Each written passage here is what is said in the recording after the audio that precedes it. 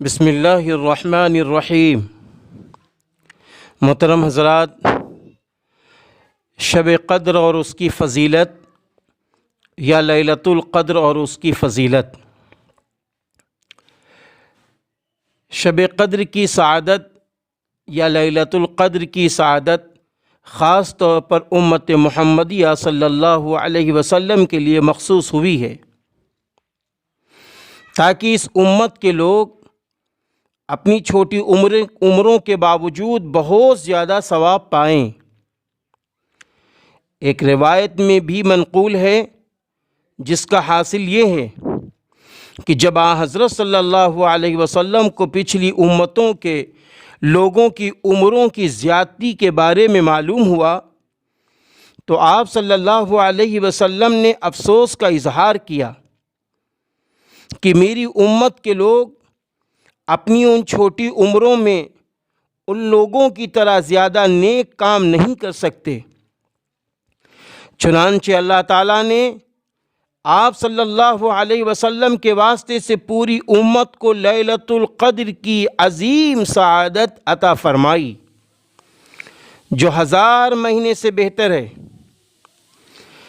ایک اور روایت میں ہے کہ ایک دن نبی کریم صلی اللہ علیہ وسلم نے بنی اسرائیل کے 4 اشخاص کا ذکر کیا، پیغمبروں کا ذکر کیا کہ انہوں نے 80 برس تک اللہ کی عبادت کی اور ان کا ایک لمحہ بھی خدا کی نافرمانی میں نہیں گزرا۔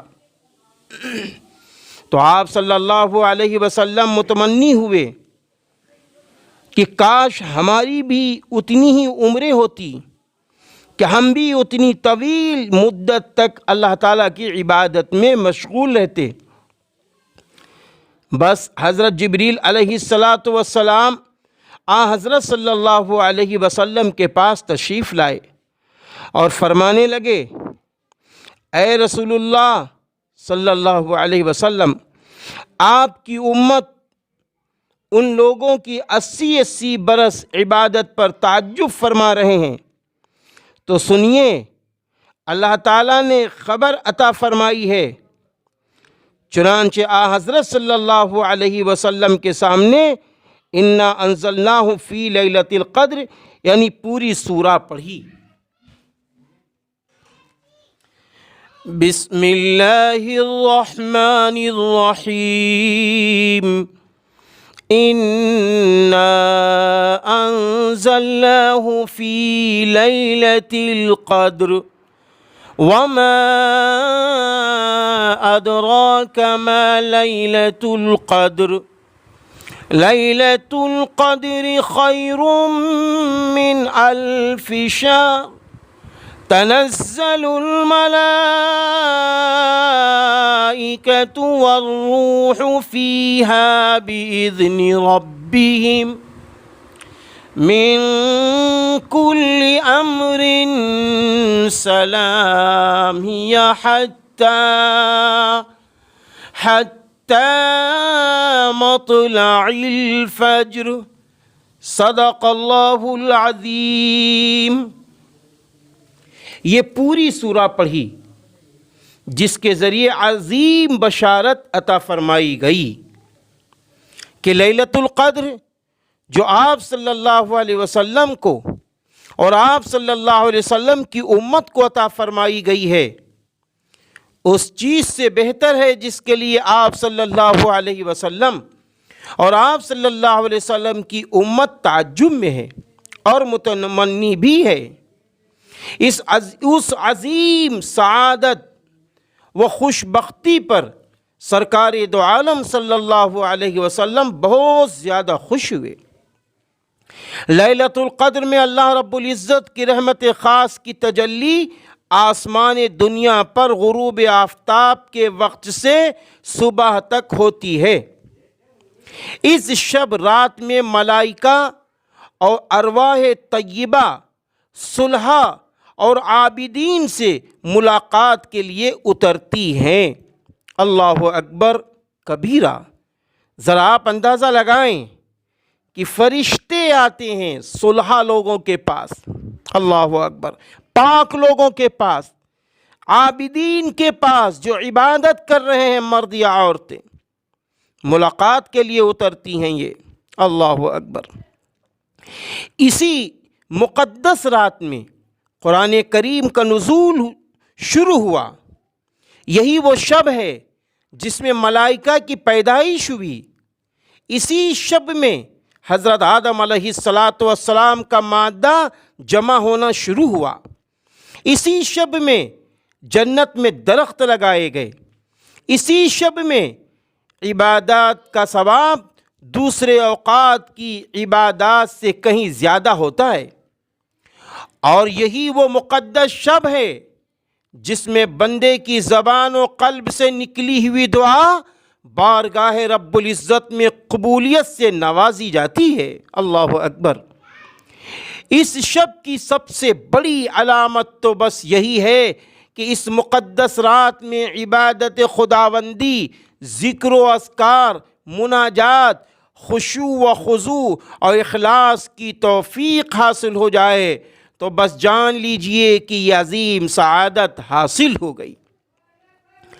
اس رات میں شب داری کے سلسلے میں صحیح مسئلہ یہ ہے کہ رات کے اکثر حصے میں عبادت خداوندی کے لیے جاگتے رہنا، پوری شب جاگتے رہنا یہی افضل ہے، ورنہ اللہ جیسی توفیق دے، لیس للانسان الا ما سعی وان سعیہ سوف یری۔ شب قدر، لیلۃ القدر پر حضرت محمد عربی صلی اللہ علیہ وسلم نے ارشاد فرمایا کہ شب کو رمضان کے آخری عشرے کی طاق راتوں میں تلاش کرو۔ ہاں، بخاری شریف۔ رمضان کے آخری عشرے کی طاق راتوں سے مراد 21ویں رات، 23ویں رات، 25ویں رات، 27ویں رات، 29ویں رات، یہ ہیں وہ راتیں شب قدر کی راتیں جن میں سے کوئی ایک رات اللہ تعالیٰ بندوں کو شب قدر کی راتوں میں شمار کرا دیتا ہے۔ اما جان حضرت عائشہ صدیقہ رضی اللہ تعالیٰ عنہ راوی ہیں، فرماتی ہیں کہ میں نے عرض کیا، یا رسول اللہ مجھے بتائیے اگر میں شب قدر کو پالوں تو اس میں کیا دعا مانگوں؟ اللہ اکبر، کتنا بڑا احسان اما جان کا ہے یہ سوال کر کے امت مسلمہ کے لیے کتنی خوشیوں کی بہار کی دعا دلوا دی۔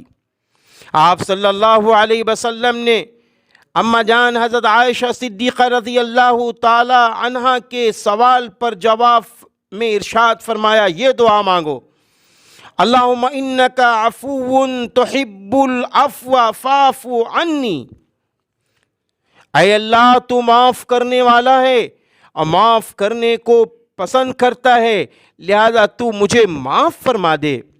ابن ماجہ اور ترمذی کی یہ روایت ہے۔ علماء اعظام لکھتے ہیں کہ یہ دعا دنیا و آخرت کی تمام خیر و بھلائی کے لیے جامع ہے۔ ماشاءاللہ، جب شب قدر آتی ہے اس کے متعلق ایک روایت جو حضرت انس رضی اللہ عنہ سے ملتی ہے، بہت پیاری روایت ہے شب قدر کی فضیلت پر۔ سنیے، حضرت انس رضی اللہ عنہ فرماتے ہیں کہ رسول کریم صلی اللہ علیہ وسلم نے ارشاد فرمایا، جب شب قدر آتی ہے تو اس رات میں حضرت جبریل علیہ السلام فرشتوں کی جماعت کے جلووں میں اترے اور ہر اس بندے کے لیے بخشش کی دعا کرتے ہیں جو کھڑا ہوا نماز پڑھتا، طواف کرتا یا اور کوئی عبادت کرتا ہوتا ہے، یا بیٹھا ہوا اللہ عز و جل کی یاد اور اس کے ذکر میں مشغول ہوتا ہے۔ پھر جب ان مسلمانوں کی عید یعنی عید الفطر کا دن ہوتا ہے تو اللہ تعالیٰ اپنے ان بندوں کی وجہ سے اپنے ان فرشتوں کے سامنے فخر کرتا ہے جنہوں نے آدم علیہ السلام کی تخلیق کے وقت بنی آدم کو مطعون کیا تھا، اور فرماتا ہے، اے میرے فرشتوں، اس مزدور کے لیے کیا اجر ہے جس نے اپنا کام پورا کر لیا ہو؟ فرشتے عرض کرتے ہیں، اے ہمارے پروردگار، اس کا اجر یہ ہے کہ اسے اس کے کام کی پوری پوری اجرت دے دی جائے۔ اللہ تعالیٰ فرماتا فرشتوں سنو، میرے بندے اور میری بندیوں نے میرا وہ فرض ادا کیا جو ان پر تھا، یعنی روزہ، پھر وہ اپنے گھروں سے عیدگاہ کی طرف دعا کے لیے گڑ گڑاتے چلاتے نکلے۔ قسم ہے اپنی عزت اور اپنے جلال کی، اپنے کرم اور اپنی بلند قدری کی اور اپنی بلندی مرتبے کی، ان کی دعا ضرور قبول کروں گا۔ پھر اللہ تعالیٰ بندوں سے فرماتا ہے اپنے گھروں کو واپس جاؤ، میں نے تمہیں بخش دیا اور میں نے تمہاری برائیاں نیکیوں میں بدل دی ہیں، تمہارے نام اعمال میں ہر برائی کے بدلے ایک نیکی لکھ دی گئی ہے۔ اس کے بعد حضرت صلی اللہ علیہ وسلم نے فرمایا کہ مسلمان عیدگاہ سے اپنے گھروں کو اس حالت میں واپس ہوتے ہیں کہ ان کے گناہ بخشے جا چکے ہوتے ہیں۔ یہ بحقی کی روایت ہے۔ لیکن اس سال جو لاک ڈاؤن چل رہا ہے، کورونا وائرس جیسی وبا و بیماری چاروں طرف پھیلی ہوئی ہے، جو عالمی سطح سے ہوتے ہوئے آج ملک ہندوستان میں بھی آ پہنچی ہے، ہو سکتا ہے کہ ہمیں اور آپ کو اللہ نہ کرے ہو سکتا ہے جس طرح ہم فرض نمازیں اپنے گھروں میں پڑھ رہے ہیں اور شب قدر کی رات بھی اپنے گھروں میں جاگ رہے ہیں اور جاگیں گے، اور اسی طریقے سے آگے آپ دیکھیے کہ تراویح کی نمازیں بھی ہم سب اپنے گھروں میں پڑھ رہے ہیں، مسجد میں صرف 4 لوگ ہی نماز پڑھ رہے ہیں۔ اسی طرح کہیں ایسا نہ ہو شب قدر کے ساتھ ساتھ عید کی نماز کا بھی مسئلہ ہمارے سامنے آ پڑے کہ ہم عید کی نماز عیدگاہ میں نہ جانے پائیں، تو ہمیں اس وقت بھی یہی فیصلہ لینا ہے کہ جب ہم نے فرض نمازیں اپنے گھروں میں پڑھ لی ہیں تو ہم شریعت کو سامنے رکھ کر اور پرشاسن کی تمام فکروں کو سامنے رکھ کر، شاسن کی فکروں کو سامنے رکھ کر عید کی نماز بھی ہم عیدگاہ میں نہ پڑھیں۔ لیکن یہ بات یاد رکھنا، ہم عیدگاہ میں نماز نہیں پڑھتے ہیں، یہ بھی حکم خداوندی میں شامل ہے۔ اللہ تعالیٰ وہی نعمتوں سے آپ کو ہمیں نوازے گا انشاءاللہ جن نعمتوں سے عیدگاہ میں نماز پڑھنے میں اللہ تعالیٰ نواز رہا ہے۔ اور شب قدر کی ایک اور بھی فضیلت ہے اور تنبیہ بھی ہے۔ یہ آخری بات میں آپ کو سنا رہا ہوں، آپ حضرات کا بہت کافی وقت لیتا ہوں، روزانہ لیتا ہوں، لیکن مجھے یقین ہے جو اللہ کے محبوب بندے ہیں، اللہ کی محبوب بندیاں ہیں، میری روزانہ کی ریکارڈنگ وہ ضرور سنتے ہوں گے، اپنے بچوں کو سناتے ہوں گے، اپنی بچیوں کو بھی سناتے ہوں گے اور سبھی کو سناتے ہوں گے، ایک دوسرے کو یہ ریکارڈنگ روزانہ سینکڑوں لوگوں کو فارورڈ کرتے ہوں گے۔ میں یہ بات اس لیے کہہ رہا ہوں فارورڈ کرتے ہوں گے کیونکہ یہ ایسی ریکارڈنگ ہے جس سے آپ کو بھی ثواب ملے گا، مجھے بھی ثواب ملے گا، اور اللہ کے محبوب بندے و بندیاں صحیح رمضان المبارک گزارنے والے بنیں گے۔ اس لیے میں آپ سے کہہ رہا ہوں کہ آپ اس کو ضرور فارورڈ کیجئے۔ آئیے آخری حدیث جو بڑی تنبیہ والی ہے سن لیجئے، شب قدر ہی کے متعلق ہے۔ حضرت عبادہ ابن صامت رضی اللہ عنہما کہتے ہیں کہ ایک دن نبی کریم صلی اللہ علیہ وسلم باہر تشریف لائے تاکہ ہمیں شب قدر کے بارے میں بتائیں کہ مسلمانوں میں سے 2 شخص جھگڑنے لگے۔ آپ صلی اللہ علیہ وسلم نے فرمایا میں باہر آتا تھا کہ تمہیں شب قدر کے بارے میں بتاؤں، میں باہر اس لیے آیا تھا کہ تمہیں شب قدر کے بارے میں بتاؤں کہ وہ کون سی شب ہے، مگر فلاں اور فلاں جھگڑنے لگے، چنانچہ شب قدر کی تعین اٹھا لی گئی اور شاید تمہارے لیے یہی بہتر ہو، لہذا تم شب قدر کو 29ویں، 27ویں اور 25ویں شب میں تلاش کرو۔ بخاری شریف۔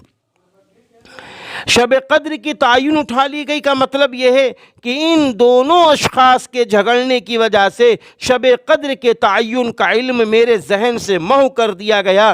اس سے معلوم ہوا کہ آپس میں جھگڑنا اور منافرت و دشمنی اختیار کرنا بہت بری بات ہے، اس کی وجہ سے آدمی برکات اور بھلائیوں سے محروم ہو جاتا ہے۔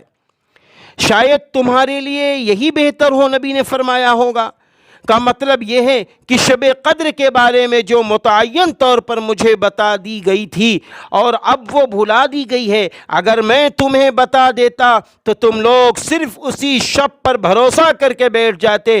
اب اس کے تعین کا علم نہ ہونے کی صورت میں نہ صرف یہ کہ تم لوگ اسے پانے میں بہت زیادہ سعی و کوشش کرو گے، بلکہ عبادات و طاعات میں زیادتی بھی ہوگی، جو ظاہر ہے کہ تمہارے حق میں بہتر ہی بہتر ہے۔ اللہ تعالی ہمیں اور آپ کو رمضان المبارک کی وہ شب قدر کی راتوں میں جگنے والا بنا دے، عبادت کرنے والا بنا دے، ذکر و اذکار کرنے والا بنا دے، اور صلاۃ التسبیح کی نمازیں پڑھنے والا بنا دے، اور اسی کے ساتھ ساتھ اللہ کے آگے ذکر و اذکار کرنے والا بنا دے۔